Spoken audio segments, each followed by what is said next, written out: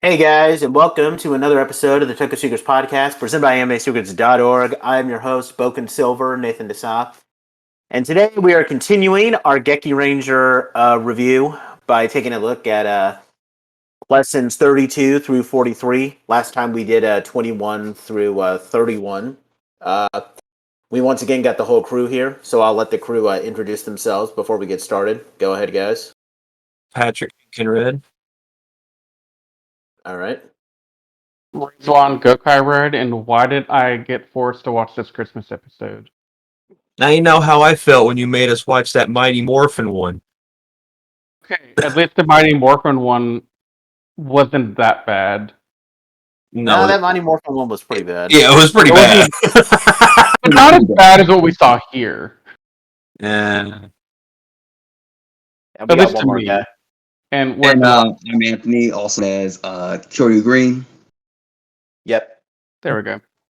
Before we get started, Riz, did you watch Lesson 31? Because you accidentally skipped over that in the previous video. Started watching it, but then I got bored because it wasn't good. And then I already need a plot from listening to you guys talk about it. So I was like, okay, I can't actually watch this. So I got like maybe 10 minutes into it, and I was like, no, this is not worth it. I'm going to bed. Was it the fact that the kid was just like so stupid and didn't want to like Yeah, I pass the freaking ball? It's like it's not that serious, dude. You just, like I didn't want to raid that late at night. Yeah. I have The only big thing that happens in that is that it's the first episode to show Ken and John combine the Psyblade and the Super Geki booster, but even then, like Jungle Fury, just kind of debuts it out of nowhere. So even Jungle Fury didn't care about that episode. since I didn't care. How can this Power Ranger care? Yeah. yeah, they never adapted this episode. I don't think in Jungle Fury. Yeah, literally the first time that Casey uses Dom's Rhino Blade with his claw booster. I don't even know what the weapon was called, but we're actually going to see the first time that they use it in Jungle Fury in this video, actually, for this podcast, when they use it against Rizaka. So, yeah, Jungle Fury didn't adapt that episode. And because it was pretty bad. But no, I failed y'all. I couldn't do 31. I'm sorry. I'm sorry to all you guys out there who were expecting it, but I couldn't do it. Yeah, it's pretty bad. I already struggle enough with Gekiranger that I really want to watch another episode. Yeah, I guess I kind of get what you're saying. Yeah.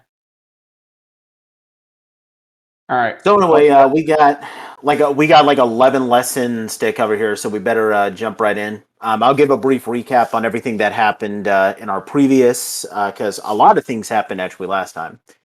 So the final Kenma, Rio successfully revived him. He's a bear fist wielder called Maku, who apparently has a special type of Rinjuken called Dorinki. And because he has this power, he was able to overpower Rio and take over as the new leader of the villains. And with Maku being revived, Master Shafu and Miki decided to expand the Gekirangers, which resulted in Ron being promoted to leader. Not that it really matters since she's not really doing that much leadership stuff. But with that, we got two new Gekirangers. Retsu's older brother, Go, who is a wolf fist wielder. He was previously a student alongside Rio and has his own Shigeki that allows him to become Geki Violet. And then a former student of Master Shafu's called Kin Hisatsu, who is very intelligent but lazy. He's the sole master of this special type of martial arts, and he's Geki Chopper. And when we last left off with the Gekirangers, this special weapon called the Sojuto that Kin was given was stolen by Melee, and they both Melee and Rio have discovered that they have Dorinki, and they're traveling to the Juken Holy Ground, where Juken was first created in order to seek a power to destroy Maku. And while all this is happening, Rio and Melee are being influenced by this new mysterious guy named Long. So here we are. Now, I'm going to be talking quite a bit here. Apologies in advance, because we got a 4-part episode to kick things off. It's basically a 4-part final battle with the Kenma. I'm not going to name the names of all these episodes because these episodes' names have just become a mouthful. So I'll try my best, but I'm just getting so exhausted saying all these names. I'm sorry, guys. It took me that long to get tired of it. Oh, I've been tired of it. I just can't take it anymore.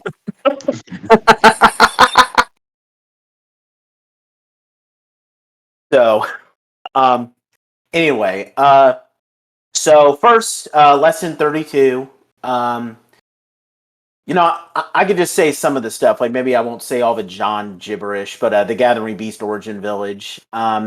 So this episode, it's pretty much a big battle between the Kenma and the 7 Kinsei when they arrive to stop Rio and Melee from entering the Juken Holy Ground. And we get a little bit of story in this episode where it's revealed that the Kinsei and Kenma were trained under the creator of Juken, who uses the same fighting style as, Ken. His name was Bruce E., who is very clearly named after Bruce Lee. Bruce Lee being the creator of Juken. That's so awesome. I love that. The interesting part is Bat Lee was also named after Bruce Lee, right? Jet Li. That's what he was named after. Jet Li. Oh, okay. Carry on. Yeah. Maku was supposed to kind of surpass him as the Grandmaster, but then he and the other 3 Kenma killed Brucey when they turned to their evil forms. And when the Kenma were defeated, the Kinsei used the Soju To, which was what held Brucey's soul, to create a stone statue, creating a rhino god based off of Brucey's Geki beast called Sai-Dai, which is this big godlike rhino statue. And since Ken wields the same fist as Bruce E., he is the only one that can unlock Sai-Dai. So he needs the Soju To. So lesson 33 it's the second part, but it feels more like just a sequel to, I guess, the Gekiranger movie. I haven't seen the Gekiranger movie, so I can't really comment on it, but it's all about Rageku sending the Gekirangers and Rio and Melee back to the Edo era, and they have to work together to get the Soju To back, which they do. The only real thing is that in this episode, Rio and Melee summon their Rengeki beast, the Lion and Chameleon, which was this season's movie mechs.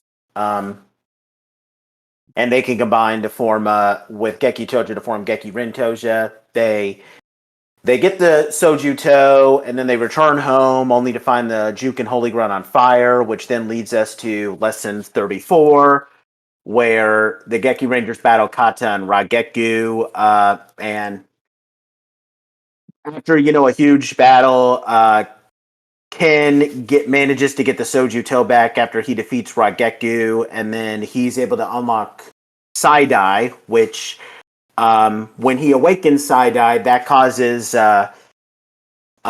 Brucey's soul to kind of erupt from it, like energy droplets, which shower the Gekirangers and Renjuken warriors. According to Long, this is what's called the Beast Power Bloom. Sai-Dai is able to transform into its warrior mode called Sai-Dai-O. So this is the equivalent of the Rhino Steel Zord, Rhino Steel warrior mode. I think Dom also called it the Rhino Pride Megazord at one point. Ken defeats Kata. Kata is destroyed for good in this episode. Then it leads to lesson 35, which is the final part of this whole thing, where the Gekirangers have to battle against Maku to free the Kinsei, who were all imprisoned in this rock. at one point, Rio encourages John to defeat the Kenma so that, a new era can kind of begin. Both the Gekirangers and Juken warriors discovered that they've become stronger because of the power given to them from Side-Eye. They battle against Maku. The Gekirangers defeat Maku by combining their Geki beasts. They combine Geki Fire with Geki Wolf and Side-Eye to form Side-Eye Geki Fire, which I guess is the ultimate combination for this mech, but I'll comment on a problem I have with that later on. And meanwhile, after Maku is defeated, Long arrives. Long reveals that he has this golden dragon-like monster form. This was a Scorch in Jungle Fury. So Scorch has a human form, basically, here in Gekiranger. Long kills Raigeki himself, declaring that they're no longer needed. And this big four-parter ends with Rio retaking the throne as the leader of the Rinjuken Den. Long reveals that he has the power to unlock this type of mythical base Juken called Genjuken, and they prepare to a new era is basically beginning. So yeah, I just talked for a good 3 minutes. Anybody want to give their thoughts on this big final battle arc real quick? Anybody can go first. Go ahead.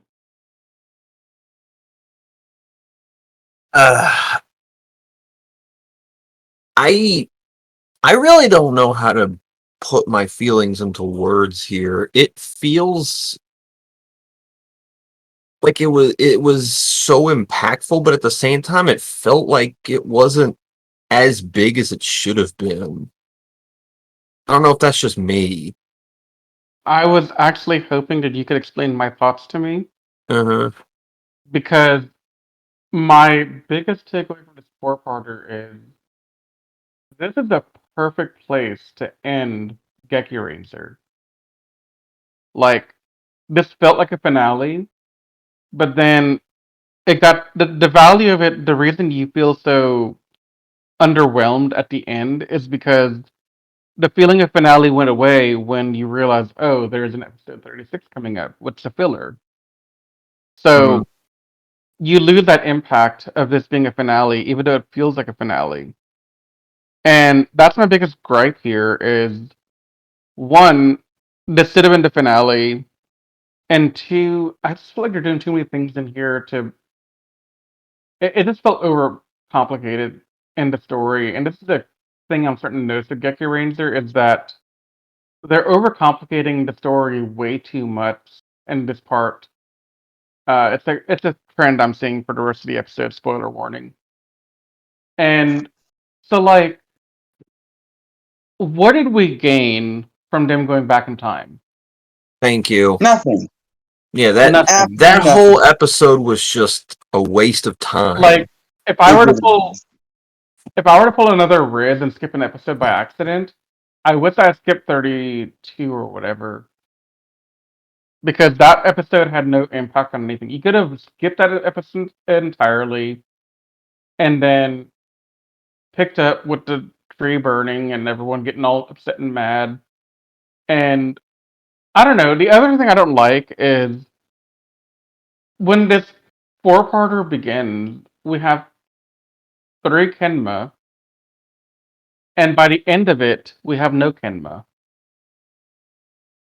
Like, I understand that they were around for the longest time. They had to die at some point to make way for the next set of generals, but they could have killed a general before this, or 1 or 2 generals before this. Like, they didn't have to kill all 3 of them in the span of 2 episodes.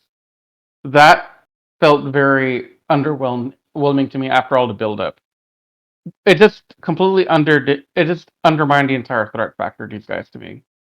But how would you compare that? Like, I got a question for you then, Riz. Like, they pretty much like kill off the overlords and the same. Okay, well, to be fair, they let Jellica, that's Rageku's counterpart, live for like 1 more episode so that she can revive the equivalent of Long and his goons, the Phantom Beast.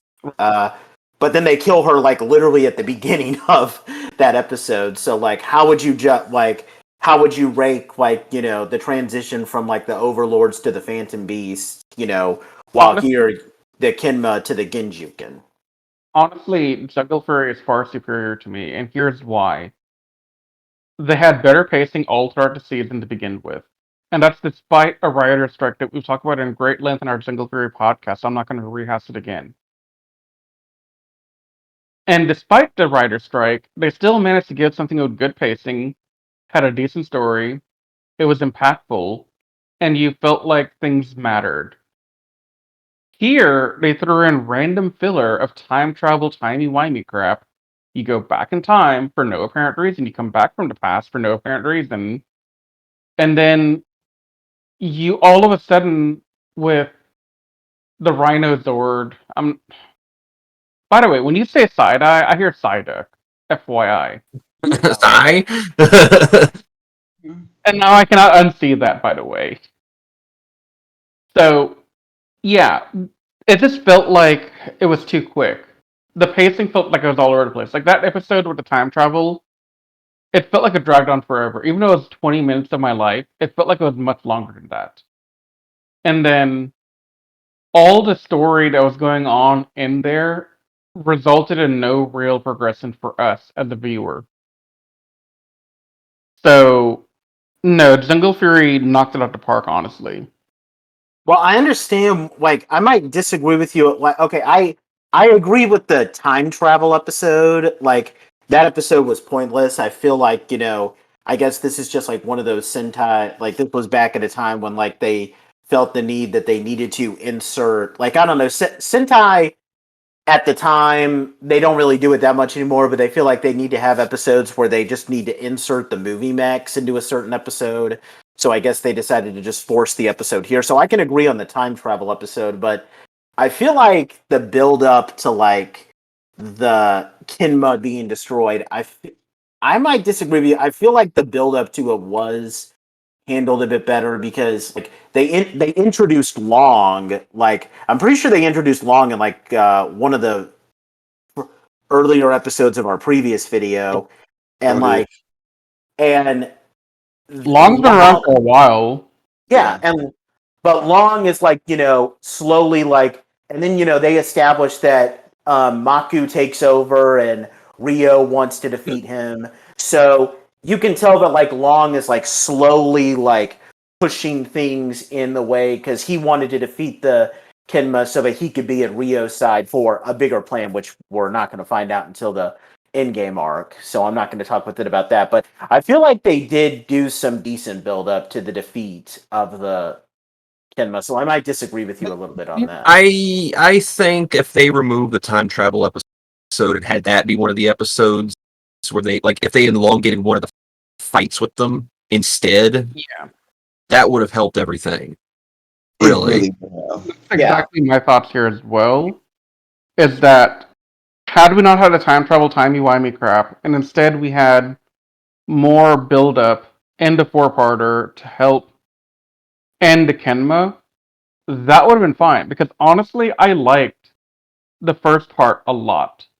I thought the part where the Kensei are going to help stop Ryu and Melee was great. Like the way they couldn't necessarily fight, but they still used their ribbons to tie them up and hold them. I thought that was pretty clever. Yes. And honestly, that was like one of my favorite scenes from this thing was watching the seven Kensei do their thing with the Kenma. Like that was really well done. I already ran some of the time travel stuff. I do agree that the time travel episode really bogs this four-parter down, though. So I can see what you're saying, and I just It's amazing. It's amazing to me how this is like what the second or third time I've had to say this, but how did they make a story important episode filler? That was my curiosity. I was like, how they do this? Like even in like some of the other Sentai, they don't do that. Yeah, no, this is like the third time they've done something like this. Well, they keep putting important story things in a bunch of crap filler that we don't care about. Well, this is different. This is the second episode of a 4-episode arc, and it's filler. How do you Exactly. How do you do that? Right.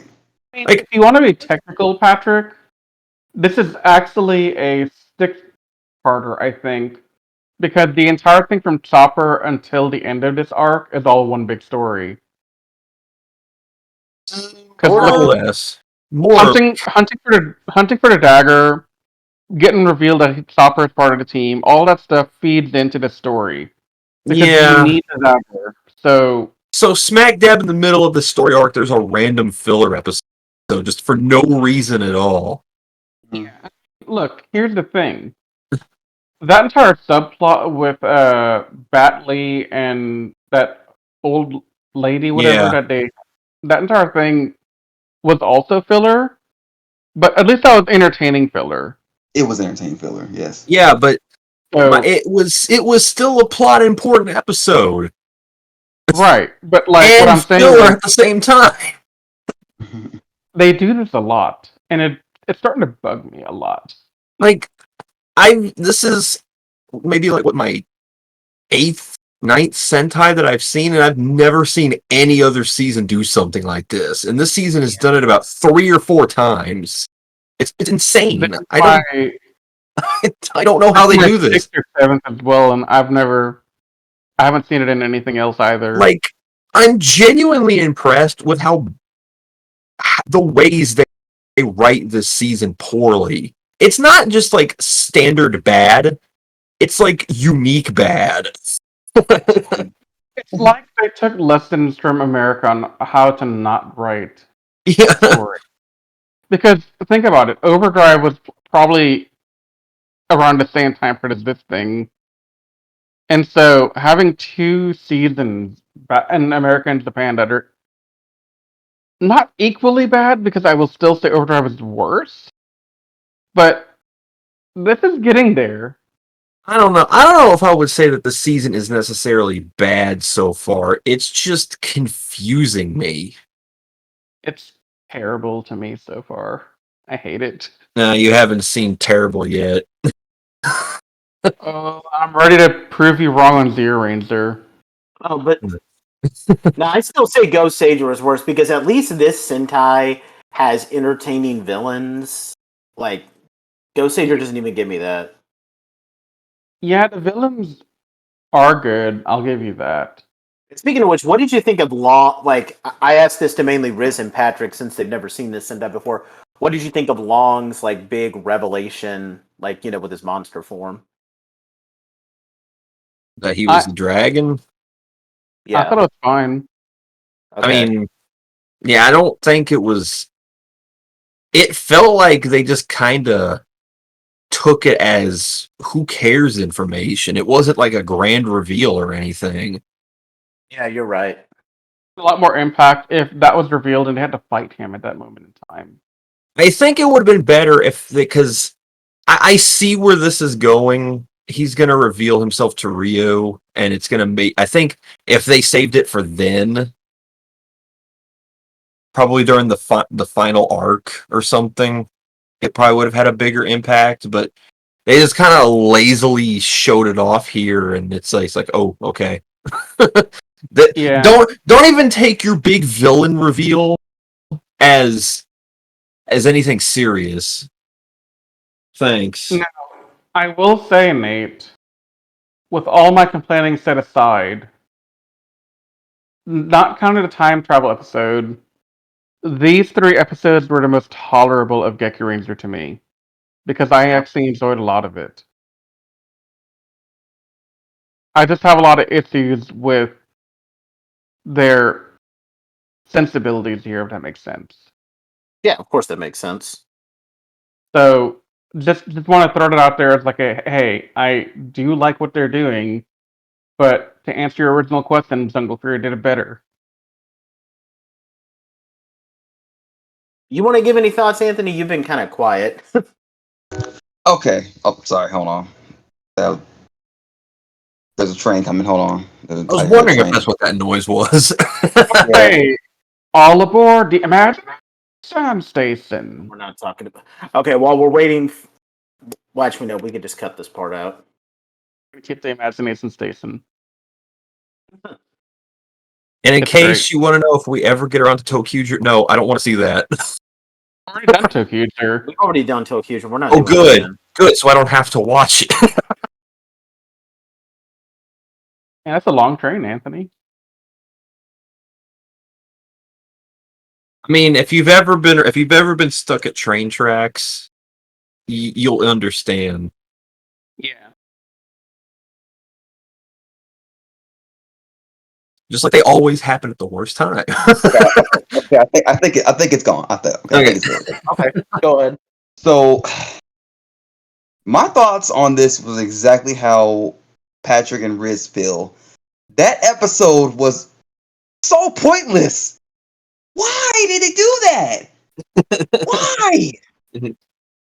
Freaking Rocketchi, she just like, I'm gonna use my BS time travel ability that I've never used before. I'm like, why? Yeah, no, how did she do that? How did she get that? Exactly. Yeah, thank you for bringing that up. Like, my God, like she had this whole ability in her pocket the whole time, and she didn't think of using it before. Why? Why convenient power go?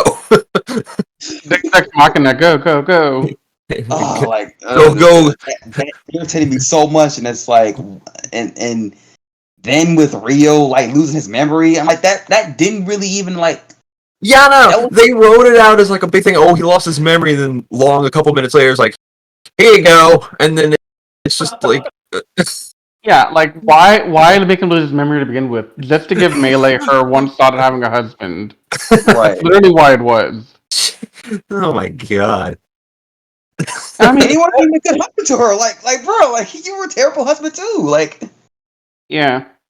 She's honestly, I'm sure I can't even say this because like I don't want us to like talk about like something very heavy topic like this. This feels like a DV type of situation where like she, even though she's not being treated well, she still takes it. I'm like, can you not, lady? Like, get some standards, please. I know you like this man, but get some standards, please. Jesus. Even Camille wasn't this bad as like, love struck. Thank you. See, the weird thing is, I always had that problem with Camille and Jungle Fear because I didn't think they played into it enough.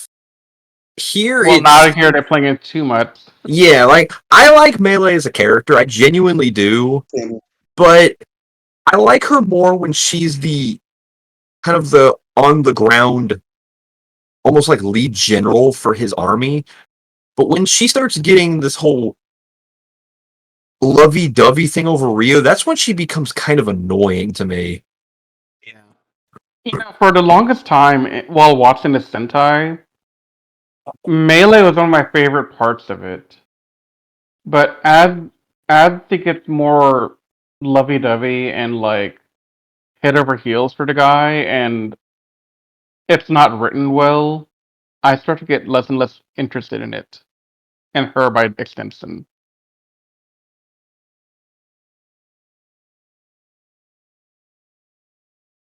Yeah, like I can see that.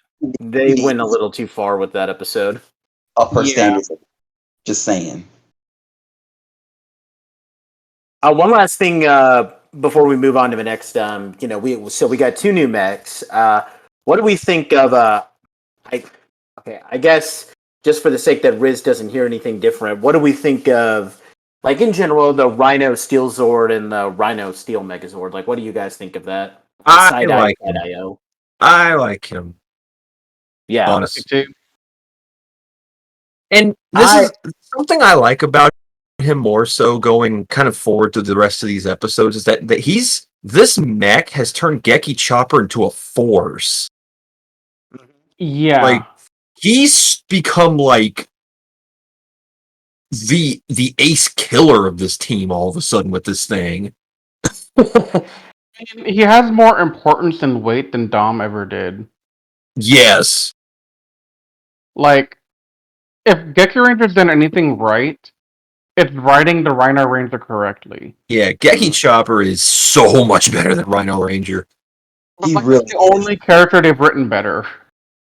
I mean, I would say Go is as good as RJ for different No. reasons.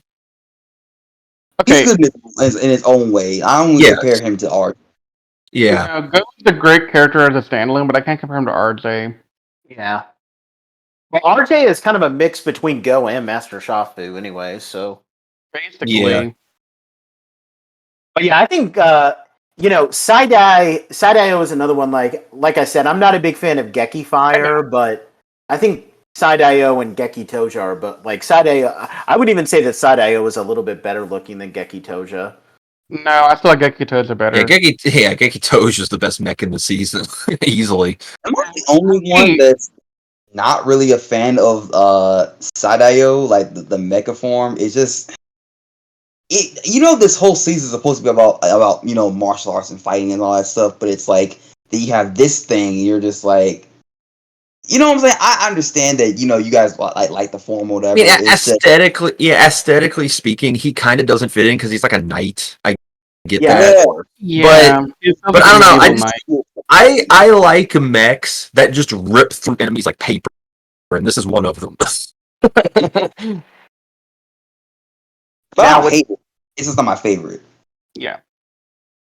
Now, with that being said, well, okay, even if you guys might not say that it looks as great as Geki Toja, I would still say, okay, I know it's debatable over whether or not Geki Chopper is a Sixth Ranger since he wasn't part of the Sixth Ranger line of keys in Gokaiger, but if we were to consider Geki Chopper the Sixth Ranger of the Sentai, I would probably say that Side-Io was probably one of my top 5 favorite Sixth Ranger mechs, if I'm being honest with that. Would you guys agree? Let me think. At least in the top 10. Because I just think it I'll looks give awesome. you.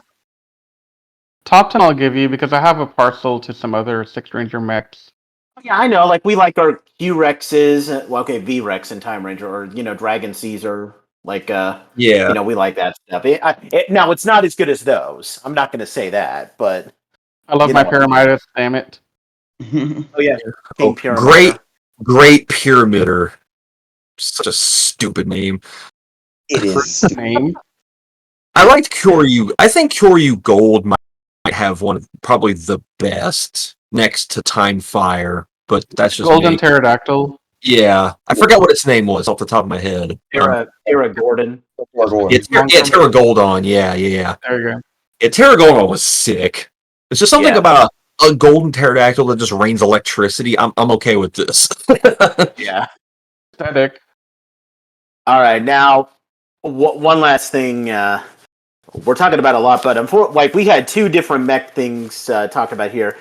So I guess we get what passes for our final big mech combination with Side-Eye, Geki Fire, and spoiler alert, there's also an alternative version, Side-Eye Geki Toja, where you just simply take Side-Eye Geki Fire, you use the gorilla, penguin, and gazelle, and then in the Side-Eye Geki Toja, you use the tiger, jaguar, and cheetah. I know Riz and I were talking about it earlier. Like, I get what they're trying to do. They're trying to make it look like a stampede of animals, but like this final combination line is why I have issues with the Gekiranger line as a whole because here's the thing: the previous Sentai Bokenger, we got Ultimate Daiboken, which was like Ultimate Daiboken. I think we can say was like the beginning of like the big 10 plus mechs being combined into one big giant overcluttered pardon my language there. And then even after this Sentai, we got Engine OG12. G12 is a mess, but I love it. And then after G12, we got Samurai Hao and Shinkenger. And then after that, we got, I guess, Hyper Gosei Great and Gosei, I don't know, Goseiger specs were kind of weird. So this we're officially in the era of the over-cluttered final mechs that are a mess, but you love it. So for this to be like the final mech formation for Gekiranger, I mean, I see what they're trying to do. They're trying to make it like a stampede of animals, which makes sense because they're all animals and stuff. But I just feel like it could be better because it's not even a combination. It's just put the Red Ranger's mech on top of the rhino like it's a centaur type of thing, and then have the other animals like stand next to it. So is that even really a combination? Because it doesn't even do that for me. It's more of a combination than the stinking Chi Palace from Ranger. Oh yeah, that's true. That is That's that's the single worst final mecha in Sentai. Let's just stack everything on top of each other like a tower and then just drop it on the enemy. That's insane. That's the Thunder Ultra Zord for people who haven't seen Ranger, by the way. But in Ranger, I think it was called the Ultimate Chi Palace, and it's the dumbest thing ever. But this thing is on par with things like Ultimate Daijujin, where it's just have something stand on top of something else and have it just overpower you. It's 90s Sentai Final Mecha level, but whatever. Yeah. I have a slightly different opinion than you, Nate. I'm not gonna say I love the configuration here, of the Zords in their ultimate configuration, but I have to give respect to them for trying something different. They took a risk here, and they tried something new, just something that we hadn't seen before. And I honestly think, given the motif of the season, it works. But I do 100% see where you're coming from. I think it would have worked better if it actually incorporated everything at once. Like, if they wanted it to be like an animal stampede, then have all of them be there for it. Well, I think there's a later version where they are all there for it, right? I think, but we might have to see. Maybe they'll have that in the finale arc. I remember seeing it at Single Fear, I think, like all of them together. Yeah, possibly. I think when they battled the like 3-headed dragon version of Daishi. No, that didn't happen. It was right before that. Maybe when they defeated Scorch for the first time. I don't know. We'll see that when we get to the finale arc next time. Yeah. But yeah, that's all I got to say about the Zords. You want to give any thoughts on that, Anthony? Oh no, I said my piece. Okay. What do we want to give this 4-parter out of 10?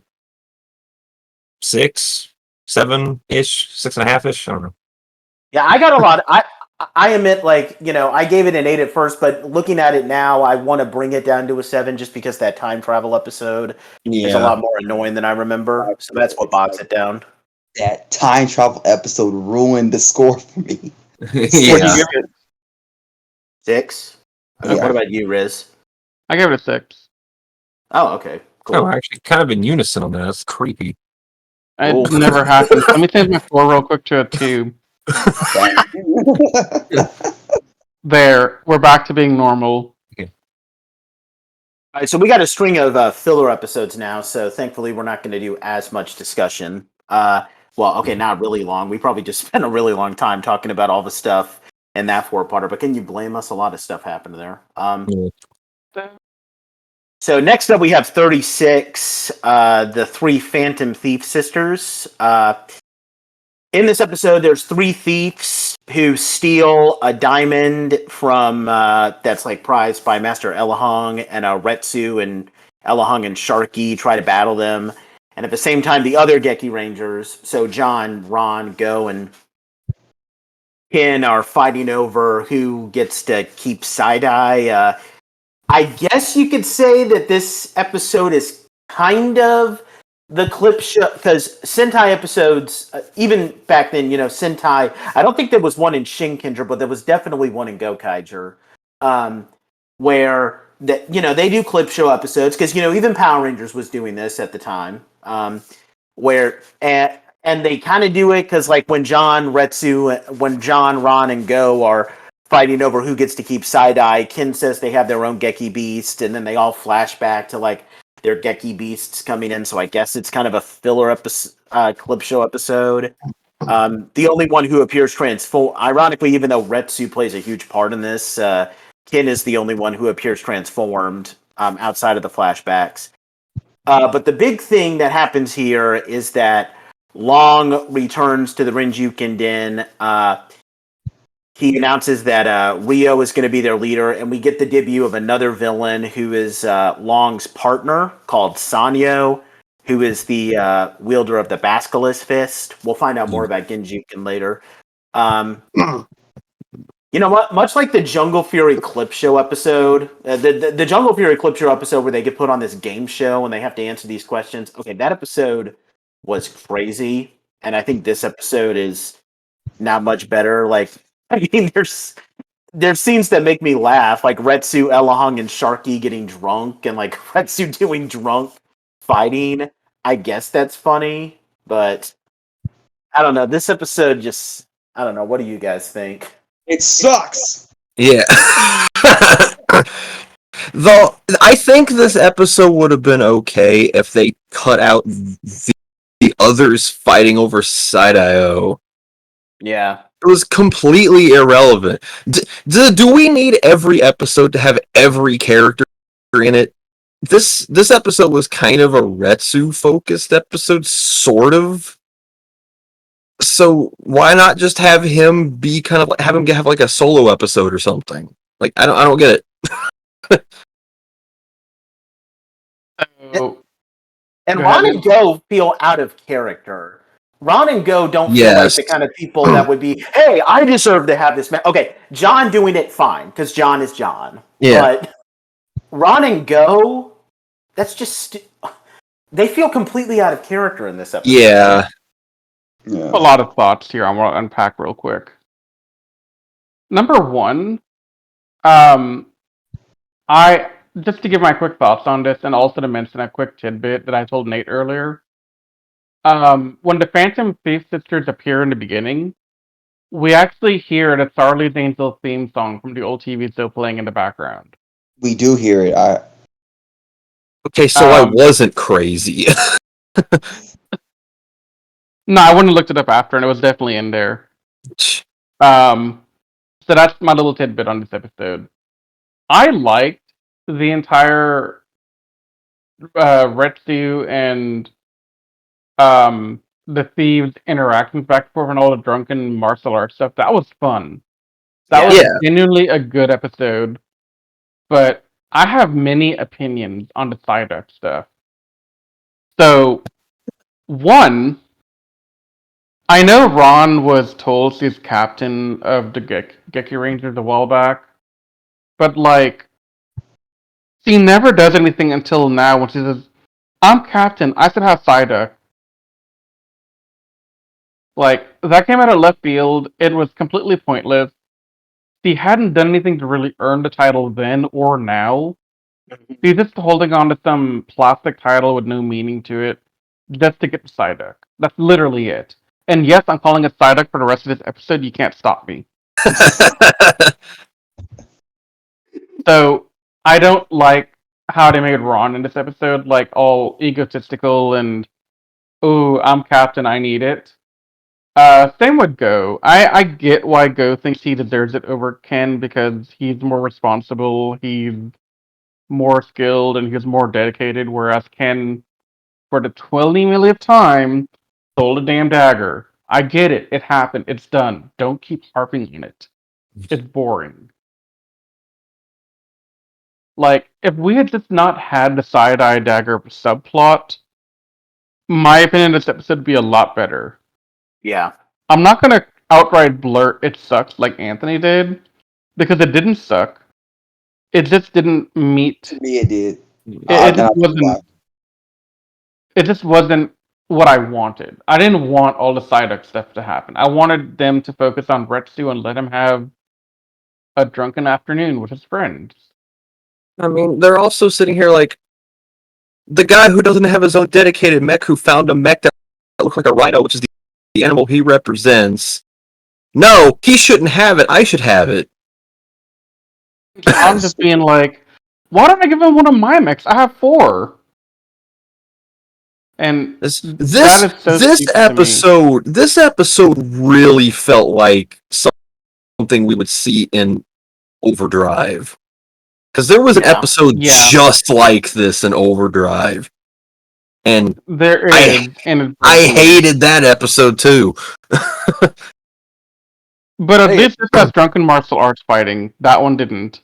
The only probably I kind of wish that the one of the three sisters who ended up liking Retsu stuck around. So I kind of liked her. Yeah. I know. I wanted her to stick around and be like his admirer turned girlfriend later, kind of thing. I thought that Yes, was kind of bingo. cool. Yeah. You hit the nail on the head. Like that's what I wanted. I want Retsu to have more to him, just like I want Ron to have more to her. Because quite frankly, even up until now, I know nothing about Ron. Yeah, the only time I can remember someone having a love interest that in one episode and she sticks around as like a recurring character is Gingo Blues in love Yes. interest in Gekiranger, which I love that. Yeah. Gingaman, sorry. I really Don't loved insult that. Gingaman. Huh? Don't insult Gingaman. Right. No, I'm not insulting Gingaman. No, it was I love it was Gingaman. Gekiranger. yeah. Ginga Blue and Red Racer. Oh yeah. But Red Racer's love interest is also a main villain, so does that really count? I mean, it was one of the best parts of Car Ranger, so I'm counting it. 100%. Fair. One thing to note is that some of the people, so two of the actresses who played the sisters are actually suit actors. One of them actually started with this Sentai. She's actually a Ron suit actor for Geki Yellow, and she also did a Go On Yellow, Shinken Pink, and then the other one did stuff up until this Sentai. She was Hurricane Yellow, Hurricane Blue, sorry. Abar Yellow, Deka Swan, Maji Pink, and then she was also Rageku's suit actor. Always pretty cool when suit actors get to be on the show.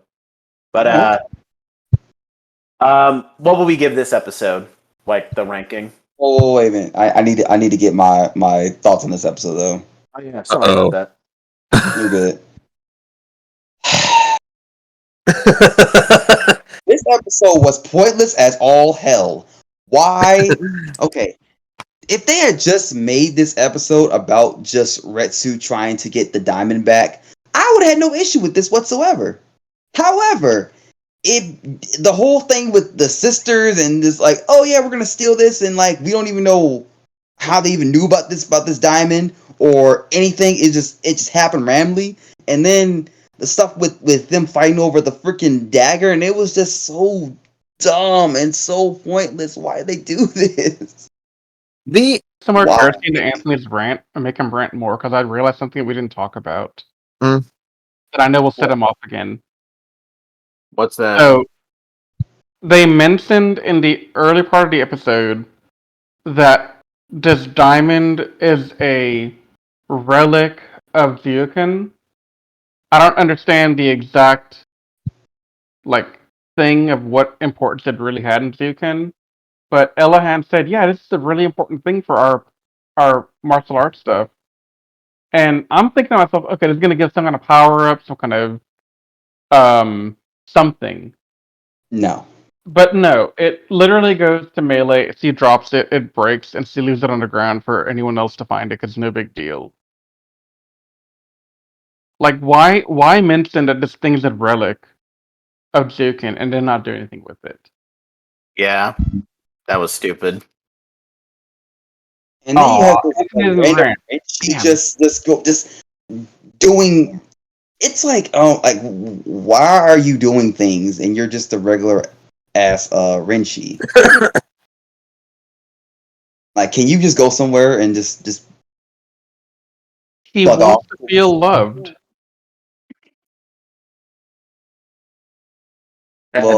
This episode just isn't good.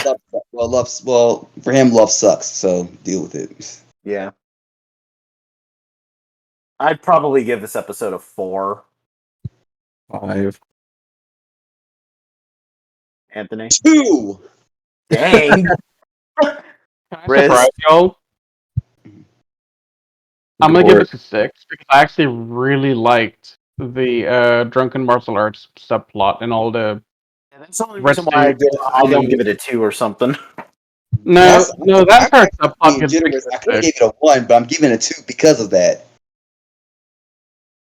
Well, I'm being much nicer today, it looks like. Yeah, I think I so. was like, oh snap, he's doing like drunken fists like Jackie Chan did. That's pretty cool, but other than that, With Sarky-chan, come on. You gotta see the awesomeness here. Yeah. you know what I mean. But Jackie Chan did do the drunken fist in some of his I know, movies. that's what I'm saying, but Sarky-chan, Saki-chan, come on. Work with me. You know what I mean. You know what I mean, too. Not about him. It's not about him right now. It's about him all the time. Sarky-chan's the best thing in the world. You All must right, so protect Sarky-chan at all cost. All right, so next up, episode 37, useless arranged marriage discussion. Ron-centric episode. Episode? Do what? Sorry, did you say useless filler episode? No, I said another filler episode. No. It's useless filler discussion episode. Okay. I thought he said useless too. I was like, did you say useless? 'Cause I thought that's what I thought I heard. No, the title of the episode is Useless Arranged Marriage Discussion. I'm making a play on the fact that it has the word useless and calling this episode useless. Saying it, Oh, okay. I Yeah, was that's like, true. Patrick Jonah gets me. hey, Nate, I know you think it was that useless. Patrick Jonah gets me. I see how it is. All right, so anyway, so in this episode, Ron's mother, whose name is Reiko, she arrives in town to attempt to convince Ron to leave the Gekirangers and get married.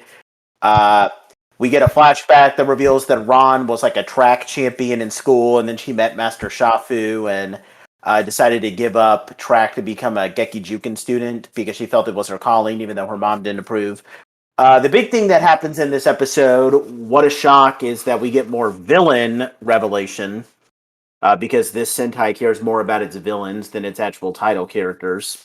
Long reveals to Rio and Melee about Genjuken, which is a new type of Juken that draws power from mythological creatures. So he wields a dragon fist. Sanyo is a basilisk. Sorry, I get my tongue tied when I say that. Sorry. And their third member, Sanyo, kind of entered carrying this tomb that hasn't been opened yet, but he wields a chimera fist. This form of Juken gives them power called Genki. And at the end of this episode, Melee undergoes a blood ceremony that gives her Genki, and she gets a new Phoenix fist form. So Melee is no longer Chameleon, she's Phoenix. Aside from the stuff about Genjuken, I mean, I don't know. This is another one of those episodes that could have been good, giving Ron something to do, but does it? I don't know. What do you guys think? I wasn't kidding earlier when I said this episode is useless, by the way. and here's why.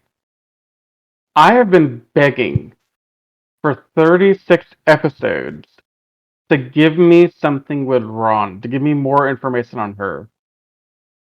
And for 36 episodes, we got nothing. And then we get this filler, and we get a little bit of here and there, but it's still not like interesting. Not enough. It's not enough. It's simply too little, too late. This episode could have happened at like the 15 episode mark. It didn't have to wait until now. There's nothing in here to make us need to wait. And the fact we have to wait to get just a little nugget of information on Ron, I'm not a fan. Yeah. Anybody else? Also, I don't know, Patrick may have a better way to explain it than me, but I feel like the villains are getting too much Deus Ex Machina stuff going on. I kind of agree, but I kind of have a different way of looking at it. And it's something I wanted to touch upon here. When we got to this season, the thing I was looking forward to the most was, with this being a martial arts centric Sentai, it was going to be about, and it worked a little bit in the early episodes, like the episode where Retsu was fighting on the side of the building, and when they were learning to get their second weapons, the ball and chain, the fans, and the swords, was them getting stronger through learning different martial art styles and techniques. But as the season's gone along, they've dropped that in favor of what I like to call Dragon Ball scaling, where it's just you're a better martial artist now because you got infused with stronger energy all of a sudden. The Kageki. Yeah. Well, I mean, even before that, with the Super Gekirangers and all this stuff, like all these new forms of the different styles and everything, it feels like it lost its martial artist footing and just became a typical key centric season akin to like I said earlier, Dragon Ball, where it's just you don't actually get stronger because you improve your technique. You got stronger because you got better energy. And That's literally Dragon Ball Super in a nutshell. yeah, and it's made this progression of everybody, the Rio Melee, the Gekirangers, it's made their progression as fighters come off as lazy as the season's gone along. And this introduction of this, because Melee did nothing to earn this. She didn't work or grow or anything to become stronger. She just got handed stronger energy, and now she's just better than everyone else. And I was hoping the season wouldn't come to this about the halfway mark, but they're being unapologetic with it now, and I don't like this. It's been like this for a little while though with the power up stuff and getting things that they don't deserve. I'm looking at you, super mega whatever Yeah, Ranger mode. yeah. That was where this problem really started, and it's just progressively gotten worse. Yeah, it's I was listening to a podcast earlier by some friends who were talking about Megaforce, and they had a line about how Ghost Day rewards anyone with a power up for just sneezing. And we're not we're not quite there yet, but we're definitely trending in that direction right now for the villains. I mean, the Gekirangers as well. I'm not going to say this to villains, but at the moment, the villains are the most egregious case of it, in my opinion. So Riz, I have to ask you this now. How did you feel when they did kind of the same thing with Jungle Fury when it came to like Phantom Beast coming in and saying, "Hey, we want to make you our, our Beast General or whatever," and like Camille could be a king, no, to make him the Beast King and then make Camille a general. How did you feel about that as opposed to this? It's honestly a little bit similar in this case. I mean, Camille literally asks for the spirit of the Phoenix in Jungle Yeah, Fury's case. She did for that. but like, I felt like there's more attachment with Camille and the Phoenix spirit. Like she wanted it for some reason. Here, Melee just says, "Okay, I'll do the ceremony for the blood thing because I love Ryu so much," and she gets the Phoenix Fist. Like, there's no "let me request what I want." There's no um input. It's just blindly doing something for the one that she likes. So you feel like it's better with Camille because she actually got to like pick what she wanted as opposed to her just doing it because She she chose that path. Um, yes, she did it partly for Jared, but also I feel like Camille at that point was also kind of doing it for herself to prove her worth to herself. Mhm. Because if you remember in Jungle Fury, Camille for a little while was feeling a little undervalued, I guess. Yeah. And once she got this power up, she got some confidence to go with it. So I think they wrote that part of the story much better in Jungle Fury once again.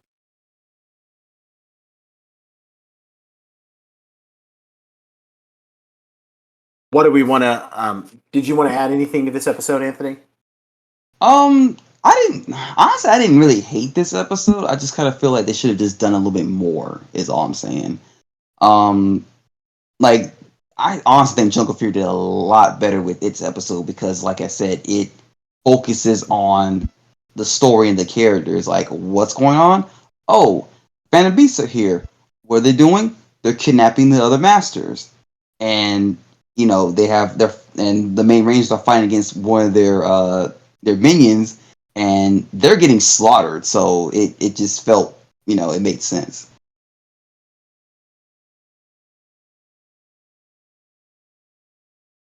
What do we want to give this episode, guys? 4. Yeah, I give it a 4. I'll give it a 5. Okay. Wow, look at you. Yeah. All right. Next up, we have another filler episode called another Retsu. So in this episode, Retsu comes under a spell from a Genjuken beast. He gets trapped in the mirror world. His evil reflection comes alive and threatens to replace him. The only two major things that happen is that Geki Toja Wolf actually combines with Geki Bat. Geki Bat Toja Wolf. This is the first time that Geki Toja Wolf combines with an auxiliary mech, and I think it's the only time that happens. And at the very end of this episode, Long wants to convince Ryo to undergo the blood ceremony to get Genjuken 2, and he awakens his second partner, the Chimera Fist wielder Sugu, who Ryo recognizes. We'll talk about that later. What? I don't know. This is actually one where I don't want to do this, but this is actually one of those times where the Jungle Fury episode was a lot better because the Jungle Fury equivalent was when Theo's twin brother comes and we find out more about like Theo and like where his insecurities come from. That might actually be one of my favorite Jungle Fury episodes. Here they kinda try to lean in with Retsu having some issues with Go, but I don't know. Nothing comes of it. It's a problem. Yeah. Like they have a conflict. He calls him a little baby. Gretchen gets mad. Nothing's ever resolved. It's kind of left. It's just not done well. It leaves a lot for to be desired here. You want to say anything, Anthony or Patrick? No, I don't have anything to say for this one. It was just okay. I didn't really like it all that much. But there is an interesting fact that because the whole thing with the twin brothers thing is actually interesting because in this episode, the reflection, the fake Retsu was actually played by Retsu's actor's twin brother in real life. Wait, seriously? Yeah. Oh, he has a twin brother. Oh, I thought that was just Retsu's actor. No. It's wow. Tanagi's own twin brother, Shinpei Tanagi. That's the actor's name. So he's another Sentai actor that has a twin brother. The other one, for those back home that don't know, the guy who plays Kazu Gekiranger, he also has a twin brother. Yep. From Die Ranger. Oh, I didn't know that. Wow. That's kind of cool, I guess. Okay, so this episode was... Okay, so this episode was for those two then. Yeah. Yeah. Because I could tell something was off because, like, I can tell Retsu's nose was a little different from the reflection one. I was like, is that his brother? Because they look similar, but I could tell like the different. Well, that would explain how they had those shots of them fighting each other. Because normally, if they have an actor playing two people at the same time, they don't show their faces on screen at once. I found that weird. I was like, how are they doing that, making it look so clean? Well, there you go. Right. I had the same question too, Patrick, but I quickly forgot the question when we started recording. Yeah. And I remember the question because you mentioned it. Yeah.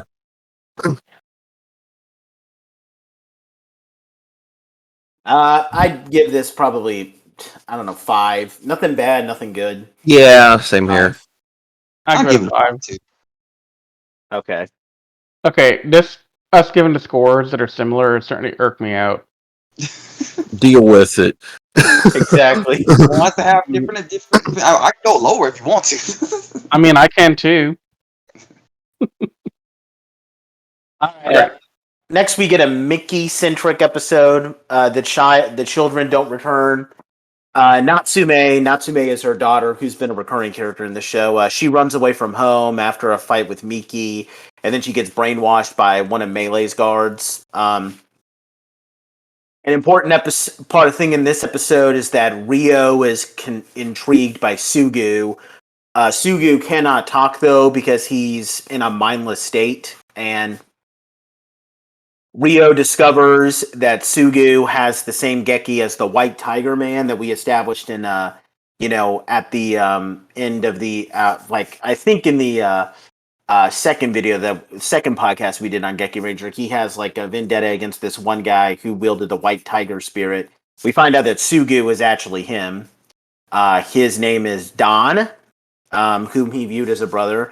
I don't want to. I'll bring up who plays Don in a minute because it's actually kind of big. But I want to start off. I actually like this episode. Because I know this may sound weird, but when it comes to like the main characters, okay, with the exception of Ken and Go, who have kind of come into their own as characters, before Ken and Go came, as weird as it sounds, Miki was my favorite character because like I always thought that Miki had like a real like she's tough and no nonsense, but she also has like a real motherly edge to John, and like Patrick said on more than one occasion in this series, she should be a Gekiranger too. This should have been the episode where she got her suit too. Yeah. She's like Deca Swan, or I guess if we want to do Power Ranger comparisons, she's not Fran, which would technically be her Jungle Fury counterpart, but she's like Cat from SPD. I wouldn't even equate her to Fran, honestly, because Fran and her are very different people. Mm-hmm. I think you're more correct when you say Cat from SPD. Yeah. And I like this because, first of all, okay, Natsume running away from home because she ate her favorite food. Okay, you can say that that's stupid, but Natsume is like, what, like 10 years old? Of course a little kid is going to do something like that. It's adorable. Like, yeah. And I love the relationship, how she's the one who's actively fighting to save Natsume and all that. So it's simple stuff, but I actually really like this episode. And maybe it's just because I have some bias toward Miki because she's been my favorite character before Go and Ken came into the show. But yeah, I actually really liked this episode. Yeah, she's a hard character to hate. Yeah. Like, really is. And it makes me even more angry that they didn't give her a ranger suit. That's what I'm saying. Come on, She come can on. use Geki Juken. She's a leopard like, fist user. Make her Geki orange or something. Come on. That actually would fit very well. Like I get, like Gekiranger. Yeah. And you don't have, you could do something similar like what they did with Deca Swan. Like maybe her Geki Juken is a little rusty, so she can't always transform and she has limits to it. Because they give that explanation in Deca Swan that she can only transform once every couple of times. So there's ways to work around it, but like, yeah, like it just sucks. She should have become. You know what? Patrick is right. She should be Geki Orange. What do you think, Riz? You've been kind of quiet here. I liked this episode a lot more than I thought I would. This is the first time I really kind of thought about Miki a lot, and I think Miki's a really good character in this episode. And also, Natsume is really cute, like adorable cute.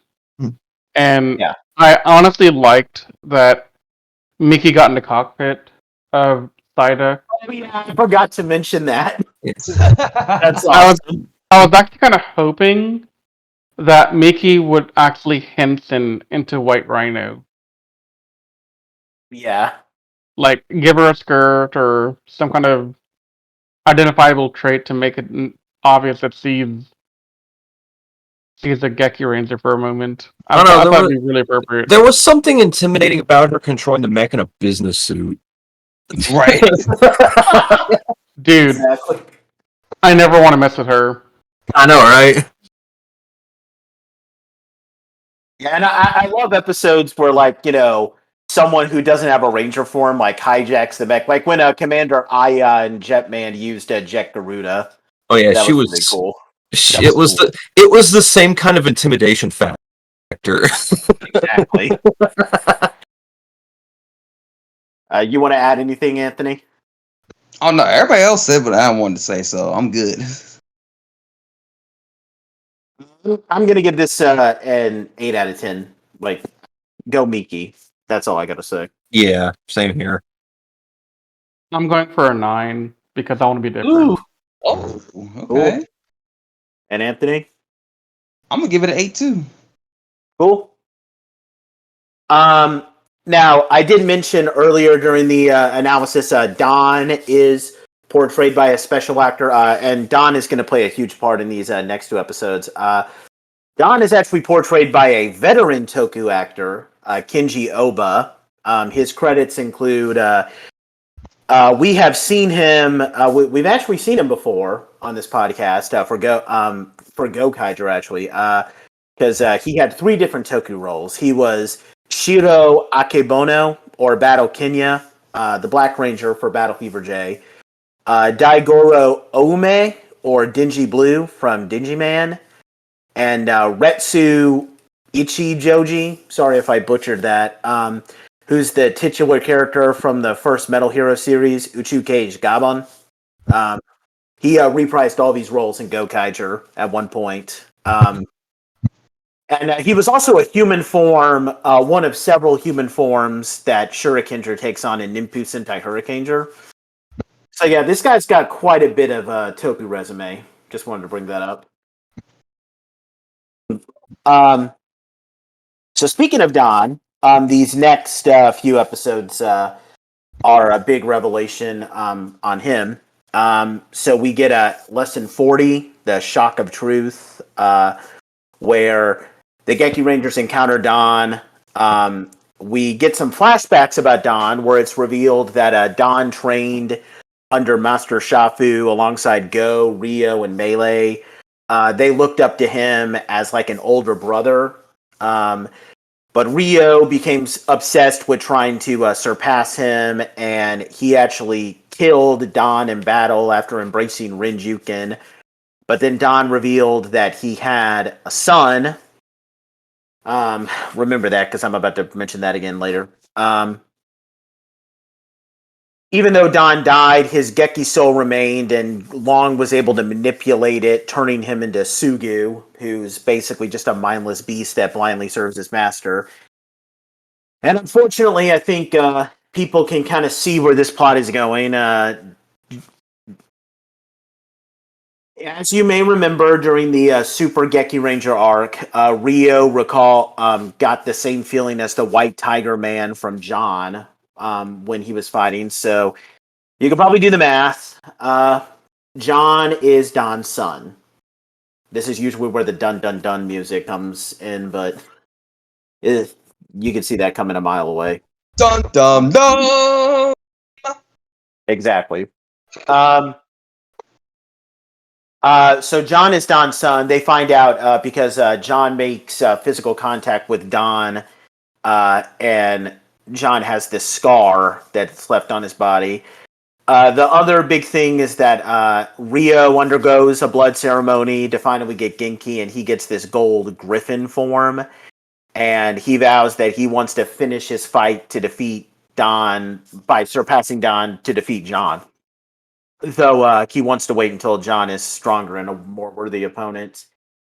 What did you guys? And I mainly want to talk about with Riz and Patrick, since this is a huge difference between what happened in Jungle Fury. Because for those back home, Sugu is like the equivalent of I believe his name was Weiger in Jungle Fury. So this is much different than what we got in Jungle Fury. So what do you guys think? I'm gonna go first.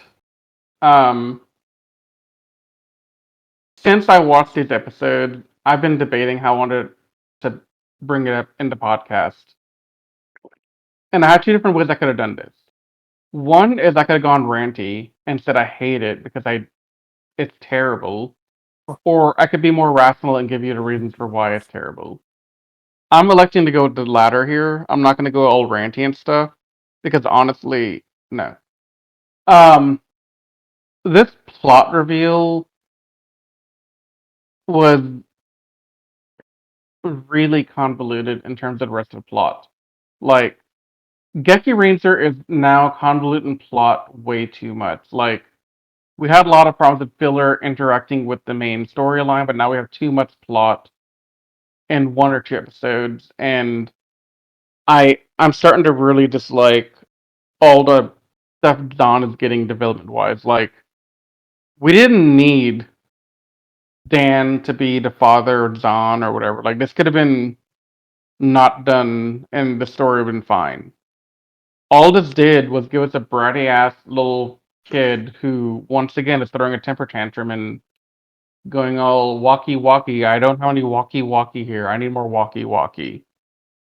And it truly, I didn't like it.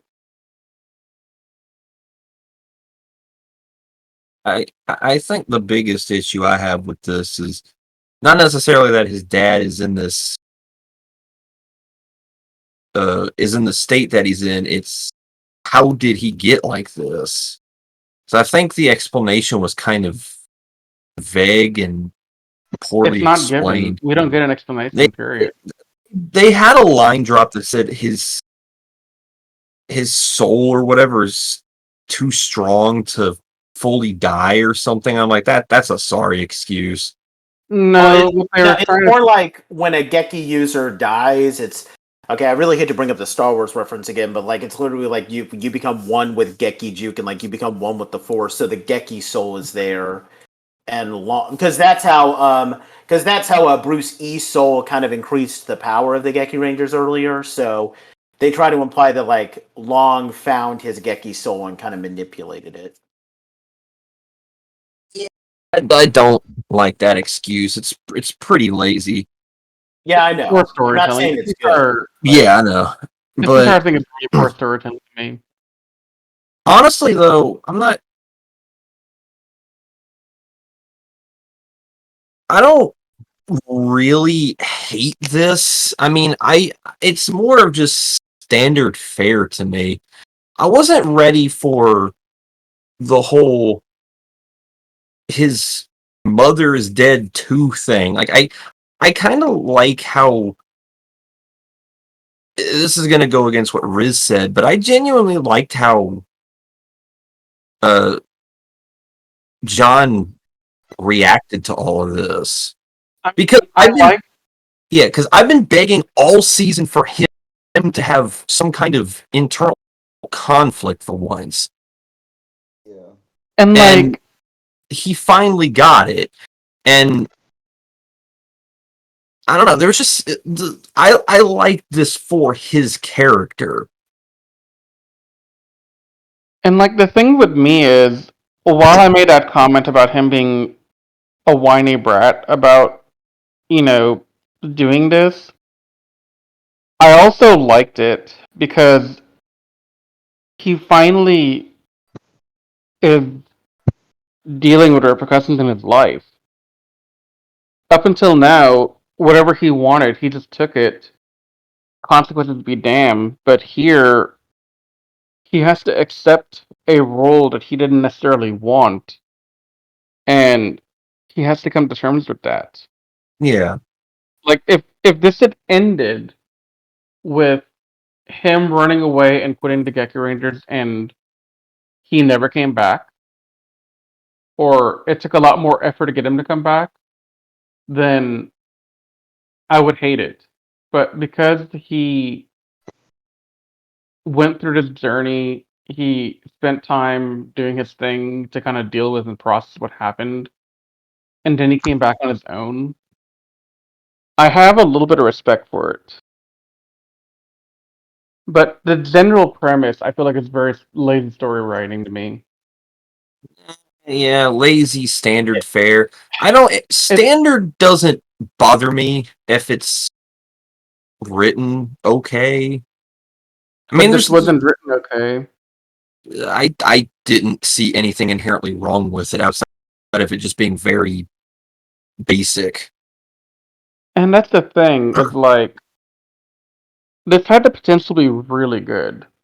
Like this reveal could have been done in a more impactful way and given more weight to what's going on around it. If this But character had been around for half the season and he had been a reoccurring enemy that they fight,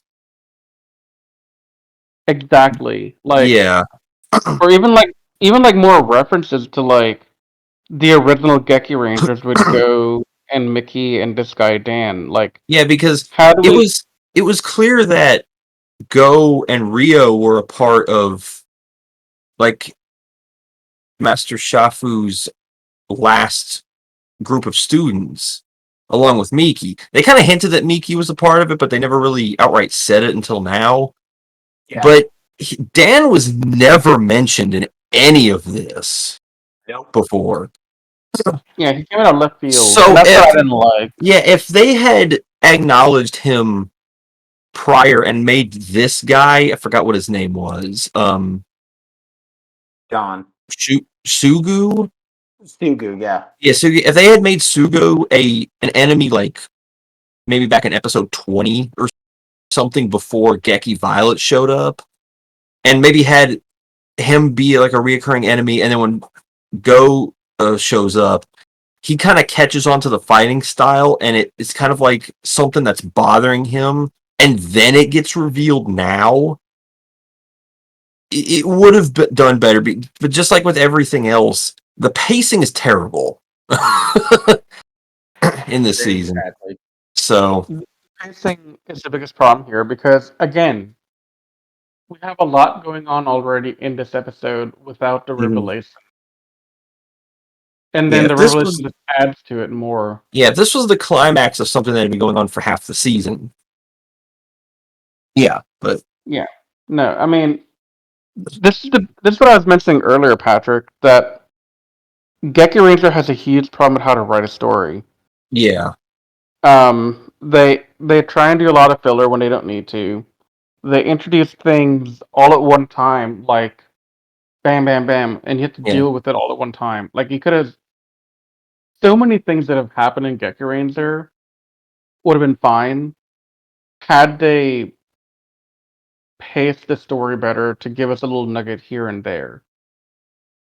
Mm-hmm. Is it possible they could redo this Sentai, but have the head writer from Shinkenger take over? No, just watch Jungle Fury and call it a day. Yeah, it continues to baffle me that with the writer's strike and the 20 episodes missing on its episode count, that Jungle Fury is just better paced in general than this. 32 episodes. That's crazy. Yeah, it's just baffling to me, and it makes the writing of the season more frustrating because it didn't have a writer strike hindering it. It had 20 more episodes to work with, to expand on things, to grow things, but it just doesn't. To add on to that, all the stuff you said, and then also, I'm assuming that Toei and the people behind Super Sentai at that point in time actually cared about their property and were trying to, keep it going for the long haul. Mm-hmm. Whereas on the Disney side, when Jungle Fear was coming out, it was hampered Disney by was trying to kill. Yeah, Disney was trying to kill the series. yeah, we had a writer strike. Disney was trying to get out of writing more Power Ranger stuff.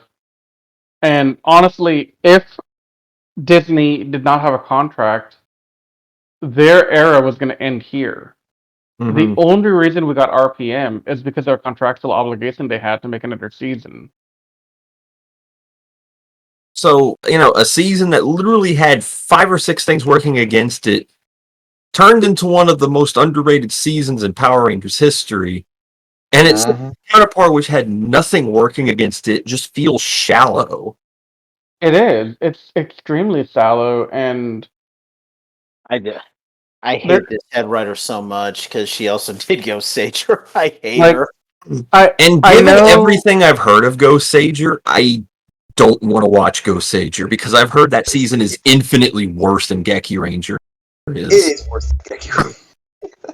Yeah, This but one at like, least has good villains. so I have to ask here. At this point of the review, Anthony, you told us a podcast or two ago that things get better and we're going to start to understand why the story is good. Are we there yet?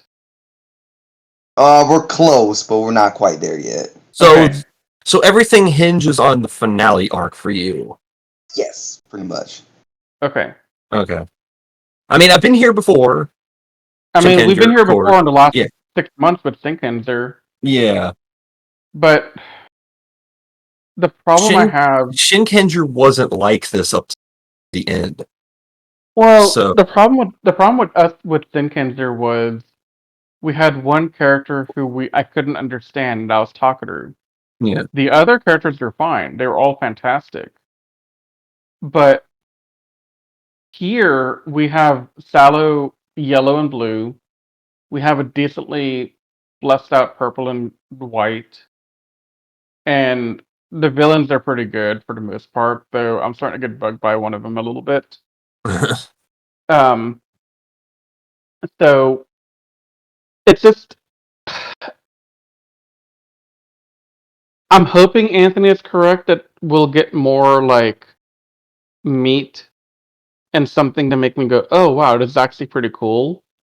But in Sinkenzer, I got that much earlier. Like, I started to see Takaru's point of view around like episode, I don't know, 32, 33. And what was that, like 49 episodes long? Something Yeah. like that, yeah. So we had a good build up. Like, it wasn't it wasn't immediate, right? Like I complained about Takaru up until the end, Mhm. but I mentioned in the podcast as we went through it and said, hey, I have tiny bit more respect for Takaru for this, or hey, Takaru is actually becoming a good character because of this. And so when you get to the end and you see the thing that made Takaru one of the best Reds, it felt more deserved. But what I'm worried about here is when we finally get to what Anthony is talking about, it may not feel deserved. That's understandable. If you get to the end and you still feel like, oh, this is not what I really wanted or whatever, I will not blame you whatsoever. I'm just going to go by how I feel about the show, about the series. And I mean that's fair. And I'm not saying you're wrong. I'm just saying I still hold a lot of concerns with the trajectory we're on right now. Like up until this point, I am expecting a full failure at the end.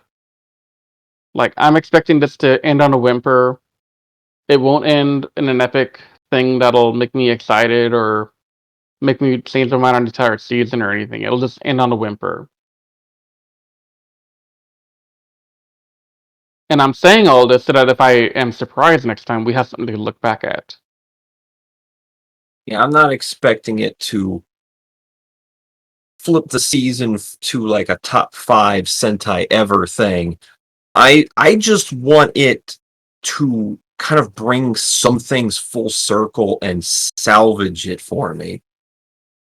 I wanted to bring it from the F tier that it's currently living in my brain to like a C tier. Honestly, it's sitting at C tier right now for me. John has made it an F tier for me. Wow.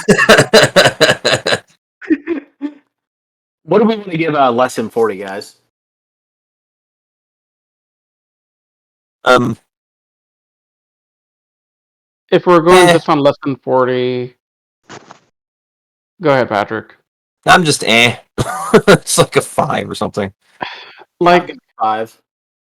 I want to give it a lower score, but at the same time, it had some decent attempts at writing, but it just couldn't seal the deal. So yeah, I think 4 or 5 is fine. Oh, we were just talking about 40. I feel like we kind of delved into talking about the next 2 episodes also. We did. We've already talked about 41 We and can 42. briefly- I mean, I don't know why 41 and 42 are considered a 2-part, but this felt like a 3-parter. Yeah, I agree. Yeah. Anthony, what do you want to give it? I'll give it a 6. Cool. Well, okay, that leads us to a 2-parter, where okay, basically, this whole 2-parter, lesson 41 and 42 is all about John trying to accept his role as Ryo's opponent. He quits being a Gekiranger in lesson 44 because he feels like he's being forced into a role that he doesn't want to be in, and then he quits. And then the second part just revolves around him having to kind of come to terms with it when the other Gekirangers get captured.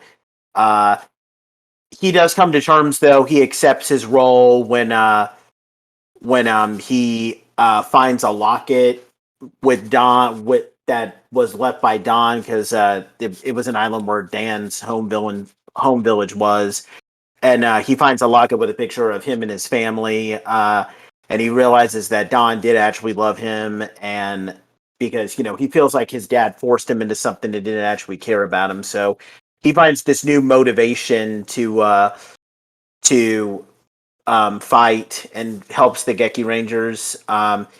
Two things though, which will play a part. I don't know what I can't remember what the Monster Shafu thing significance has, but he finds a mysterious scale on an island that concerns him, and then there's Go, who also appears concerned. That will play a huge part in the end game arc. Yeah, when he found that scale, it's like, okay, so Shafu knows who Long is, apparently. Yeah. Well, I would hope so. And Go's arc. I mean, at this point, we know next to nothing about Long. So yeah, and that's another issue with the villains right now is that they're getting worse. I mean, I don't mind that we don't know anything about Long right now because that's just like a part of the finale. I was expecting everything about him to be a mystery until the finale, but we will. Shafu really great. Shafu knowing who he is and being concerned about it actually kind of has me excited about where that's going to go. Yeah. Because if Shafu's concerned, it's a big deal. Yep. Yeah. So, like I was saying earlier, I think the writing for Zahn here is some of the best writing we've gotten for Zahn in the season. Yes. Like, he feels the pressures of life finally hitting him, and he doesn't know how to deal with it. Because he is a jungle boy, and the reaction he gave is typical for what I would expect for somebody in his position with his history. It was probably even more educated and integrated into society who would react like that. Yeah. The only thing I didn't like about these 2 episodes was there was an uptick in the stupid words that Zahn used. I know. That's just part of his character, though. And I kind of wish that the sub who was this who was the sub Nihon. TV Neon? I wish they would consistently put what those words he's saying means, because it feels like half the lines of dialogue at this point I don't know what he's saying anymore. Well, that's how the Gekirangers feel as well, I think.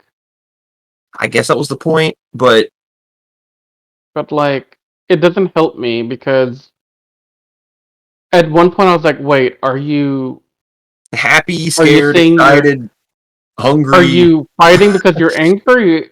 Are you fighting because you're happy? I can't tell. Do you have indigestion? I don't know what's going on here. No sense. Well, Patrick, I know he's full of crap, but I don't know if he's full of air,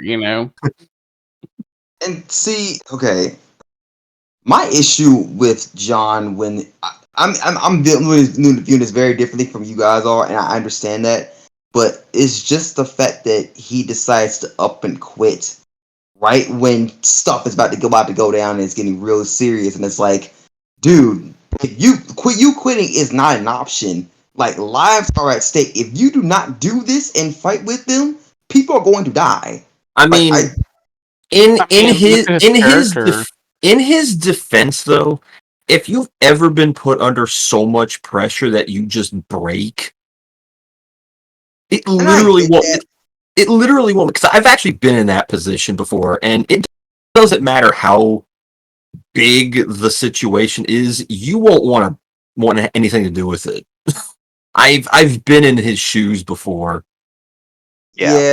so The only reason why I can defend him a little bit. And honestly, I think like when I watched this episode and saw how John acted, like, okay, looking at him now, I mean, looking at it on my rewatch, I want to say that yeah, maybe I can't really forgive a lot, but I was actually kind of starting to warm up to John a little bit when I watched this two-parter. yeah. But so maybe that's why I kind of looked upon this Sentai in a much more favorable light after my first watch. But yeah, I mean, I think John is actually he was great in this episode at least. You know what? You know what it was, y'all. It was the fact that I was on Go's side when he was getting on him about quitting and whatnot. I was literally on his side during the whole thing. That's I probably was too, but I also saw what John was going through. Yeah. I and think Go's you 100% know, correct. He didn't say anything wrong. made amends and was like, "Hey, you know, like you did show up. And you didn't let me down." Because, like Go said, if he decided to not show up and save them, he would never forgive him, and I wouldn't forgive him either for it. But he came back. So that's what counts. Yeah. I No, I thought- think. No, go Go ahead. ahead. Rick. Sorry, Go ahead. I was gonna give my rating for this. You can go ahead. Oh, I was gonna give mine as well. Go ahead. Um, I'm gonna give this a 7. Yeah, I was gonna say the same thing. Yeah, 7. Like, As much as this, it's got on my nerves, I'm still gonna give it an 8. I'm gonna give it an 8 actually. all right. Okay, we got one more episode. Do Unfortunately, we have to? Not this one. Do we have to? I knew we were getting to this. Okay. Oh, ho ho ho, Mary, who cares? I didn't watch it. Okay. Okay. 0 out of 10. Okay, we got a Christmas episode here, guys. Called Merry Christmas Os. It's a Ken episode. Okay, long story short, Ken and Master Pion, the Gazelle Master, they find this kid that speaks English. He's all angry about Christmas, and all of his lines are him speaking English, which I don't know that. I don't know. Sentai has a lot of episodes where characters just speak English, and it just sounds weird after hearing people speak Japanese for so much of a time. Yes, but Sentai Brown is still the boy. Yeah, But Shinken Brown. Shinken Actually, Brown. that was the one where I thought it worked the most. Yeah. I give Miki credit for trying to speak English, though. She has like, "Why do you do all this?" or something. Like, yeah, her English is good. But anyway, they worked at help this English-speaking boy deal with the death of his mother and regain his love for Christmas. I've seen a bunch of Sentai Christmas episodes. I'd probably say that this one is the worst. I mean, It adapted from it even adapted the worst episode in Jungle Fury, and you know what I'm talking about. what do you mean? The Merrill Monkeys episode. That was the worst episode of Jungle Fury I've ever seen. What happens in that Jungle Fury episode? I can't remember it. That was literally the episode where like freaking Dom had found love with that one chick who couldn't trust people and whatnot. Oh, okay, yeah, that wasn't really a great episode. That episode is better than this garbage. Dang. I want to give Ken credit because I mean I think he's being a good guy in this episode, but that kid is just so annoying. With like, I don't know, that kid really ruined this episode for me. I mean, I get it. You know, it's The problem here is dude. they took a kid who speaks English. He's from America, clearly, or some English-speaking country. but they don't let him talk. They dub his voiceover. And because of that, it just doesn't seem natural anymore. Yeah, it's pretty obvious. What is it And with Sentai doing? What is it with Tokushows doing that stuff? They also I think do that. They done it in Power Rangers too once because I remember one episode of Dino Thunder where it's like an early Trent Dino Thunder episode where Cassidy gets like where this kid tricks Cassidy into giving him money so that he'll give her like a tape of the White Ranger morphing. That kid's voice clearly is dubbed. Like, what is for the that episode, why can't they just let kids speak with their normal voices? I don't know, but it really bugs me. New Zealand? From New Zealand? Oh, maybe. The kid might have been from New Zealand and just didn't want to have his Kiwi accent. I don't know. Don't make it so blatantly obvious that it's been dubbed. Hire another kid who can speak English like an American if that's what they want. Well, do they also not think that people in the United States can't have New Zealand accents also? Yeah, really. Discrimination. Says the white man. You let Xander keep his New Zealand accent? Plan Xander. He's not New Zealand. He's from Australia. Oh, okay. Sorry about that, but still. Same you let him keep general his idea, accent. man. I interviewed the man. I should know what country he's from. And I was like, he can have an accent and still be from the United States. Jeez. Right. But yeah, this episode is bad. It's really bad. Element out of it, it honestly does not feel like a Christmas episode at all. Like this could have been avoided, honestly, because I'm just like. So this season is 0 for 2 on episodes featuring a random kid that they team up with. Ah, Riz, you're getting your early preview for Zoo Ranger.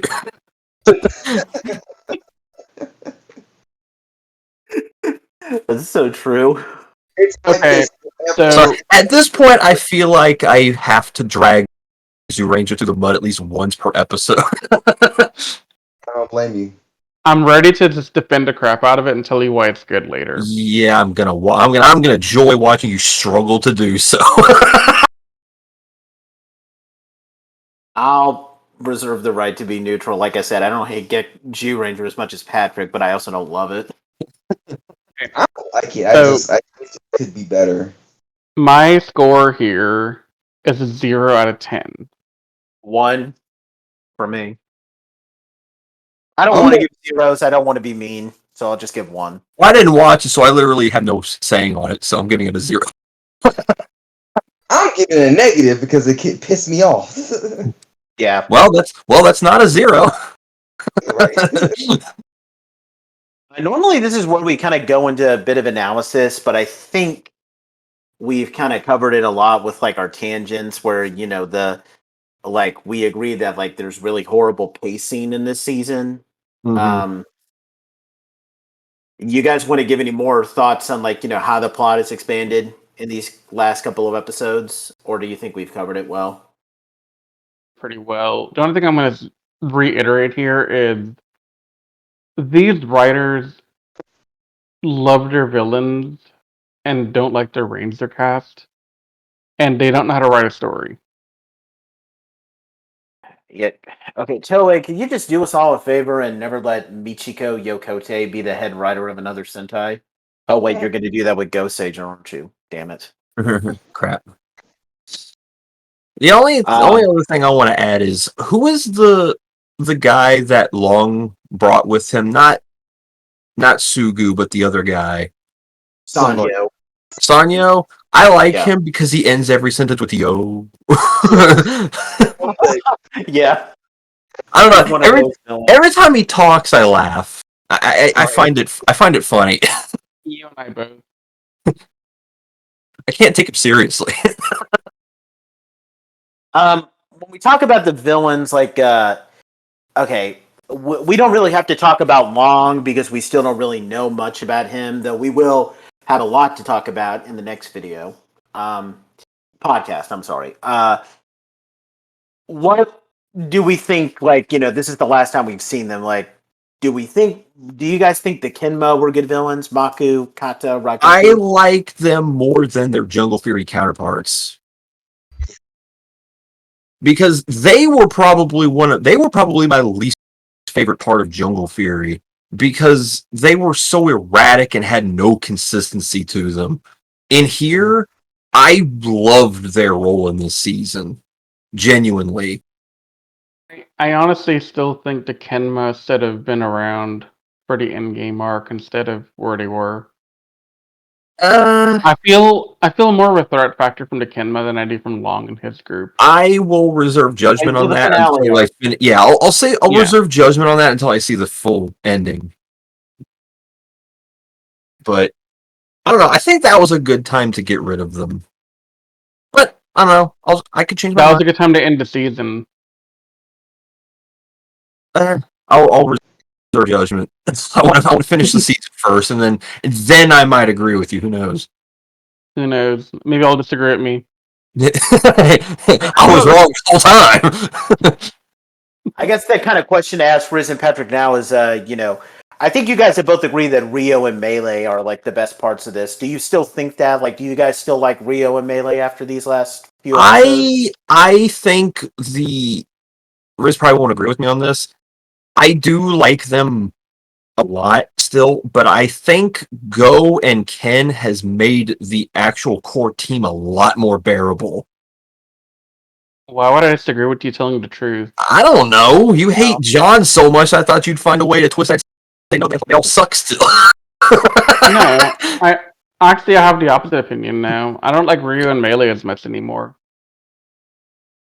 I still think they're good. Their writing has definitely diminished a little bit, but Go and Ken have really saved the core team, like immensely.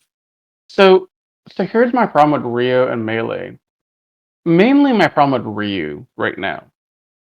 Ryu went from having a really good backstory and like personality, and he's become generic in the last couple of episodes. Yes. Like he's nothing more than become I want to one rule the note. world. Yeah, he's become one note. What is one note?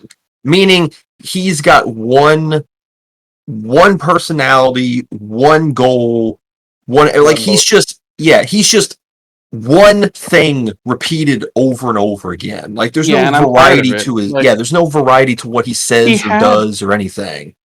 And like he had so much personality before when he saved Melee. Yeah. Like I thought we were gonna go somewhere with that. And I know I said Melee annoys me a little bit with her lovey-doveyness for Ryu, but I still think Melee's a really good character. She's entertaining when she's in the battlefield. She is also very entertaining wearing a Santa Claus outfit or elf outfit or whatever.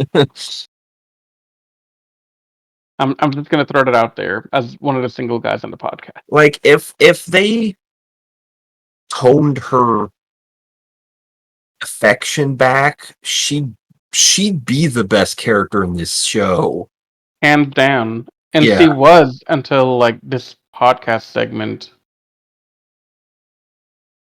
But she really lost a lot of her weight for the story, I feel.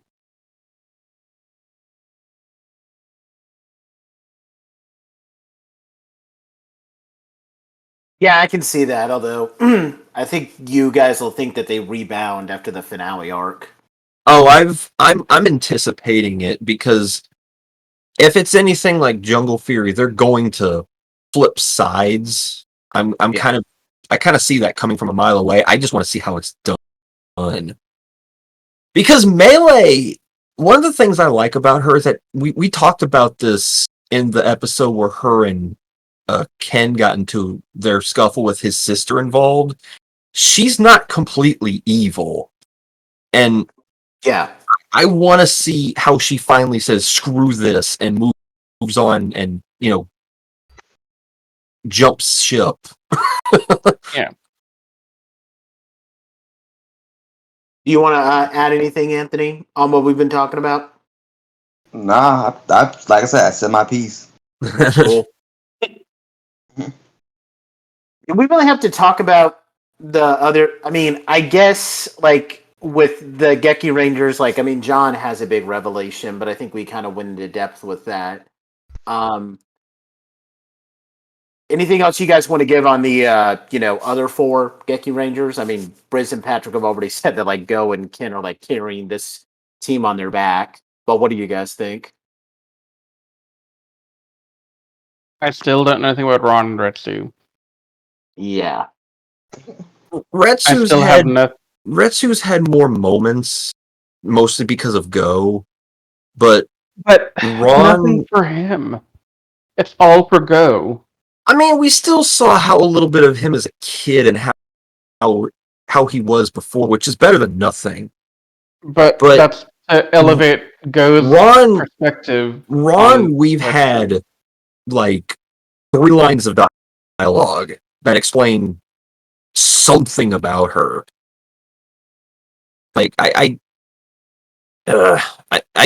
she's so wasted in the season. It hurts. The thing I hate the most about Ron's character is that she's wasted as she has a lot of wasted potential, but then also Stafu randomly names her the leader, Yeah, and she doesn't do anything with that role ever. Like she doesn't lead the Henson, and she doesn't save the day, she doesn't get any special power up.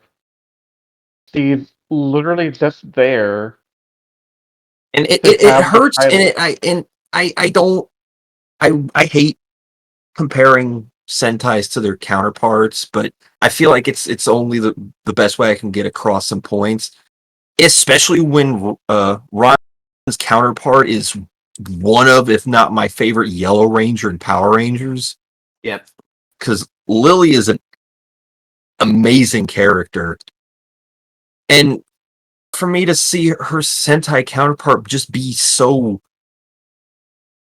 sidelined from the start, it's just ridiculous.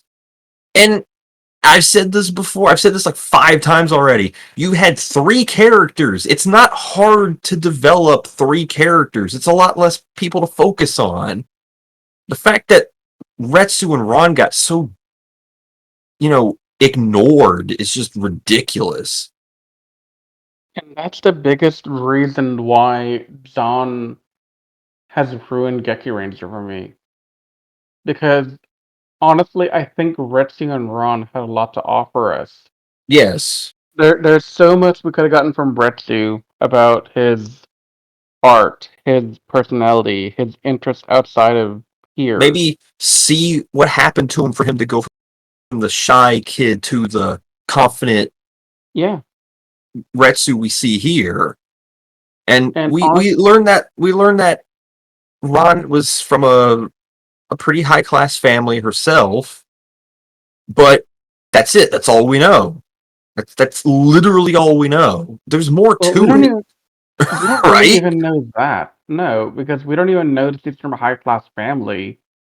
I mean, Because if she's having an arranged marriage, that usually signifies that she's from a higher end family. I It's mean kind of it's maybe. kind of context clues more than anything else, but I mean, okay, so it's definitely a possibility. I'm not discounting that. yeah. But we don't know that for certain. Yeah, but yeah, the I fact that it's mean not even outright stated is like, come on, give us something. okay, so here's another way to look at it. They may not be like really super wealthy, like how Summer in RPM. She's a rich girl, and she turned from being a rich spoiled girl to having to survive in the desert and become an RPM Yellow Ranger. Yeah. Like, she's rich, but here she could have been rich, or she could have been an everyday girl who just had an arranged marriage. Because in Asian countries, arranged marriage is not just for the rich people; it's for everyone. Fair enough. So Yeah. I don't know that to be true. That's why I'm kind of fighting back on Yeah, you and but the saying no, fact this is not something. the fact that just table scraps are all we got for her, It's sad. I mean, we had potential here, yeah. and honestly, I know they're not Rangers, but I feel like we have a lot of wasted potential with the Kensei because Mhm. they are some of the more interesting characters to me. Like I like Sarky, I like Elahan, despite Elahan being a huge Master Roshi. I like his character for the most part. Yeah, and Gazelle's these pretty guys, cool. yeah, and they all had them to have character growth episodes and stuff with, but no, nothing. Right. Like I would have loved to see some more from them, but we don't get anything, period. So And the part that infuriates me with that now is that we're entering the final arc. I know that nothing's going to be done with them now. Yeah.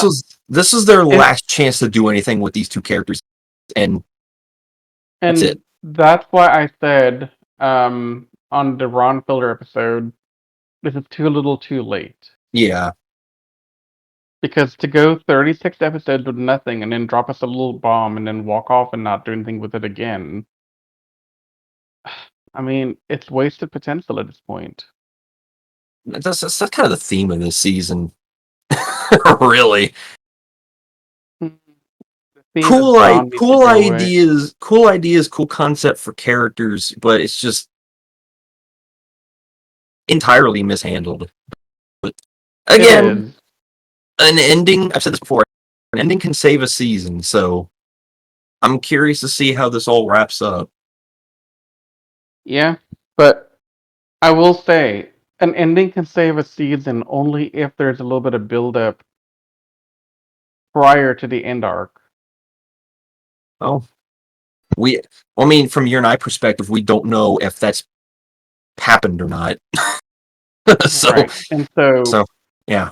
I'm just throwing it out there that we can't walk in and say, "Oh, 2 good episodes will forgive the entire season." We don't know that'll happen yet. I mean, they're already kind of building up with like, Rio wanting to fight John in like one final battle. So they're kind of giving some build up for it.